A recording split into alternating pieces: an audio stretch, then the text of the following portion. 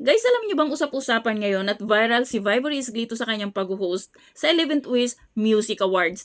Guys, alam naman natin na itong si Vibory, ano talaga siya, talented. Ang daming talent ni Vibory. Magaling kumanta, magaling mag-compose, um, magaling sumayaw, nagtiteleserye, 'di ba? Parang nasa kanya na yata lahat. Nag-host na naman siya ngayon. At take note ha, ang galing ng pag-host ni Vibory ngayon. Tsaka ang ganda-ganda. Blooming si Vibory. Meron bang love life si Vibory ngayon? Hindi ako updated kay Vibory. Tapos guys, nakakatuwa yung mga comments kasi sinasabi nga nila doon na, wow, Vibory, sa'yo ng lahat. Nasa iyo ng lahat. Kasi ngayon nag-host siya. Ang galing niya talagang mag-host. Tapos, ang ganda-ganda niya, ang ganda niyang tingnan nung nasa stage at ang sarap pakinggan. Yung boses ni Vibory nung pag-host niya, yung pagtawag ng winner, 'di ba? Ang saya.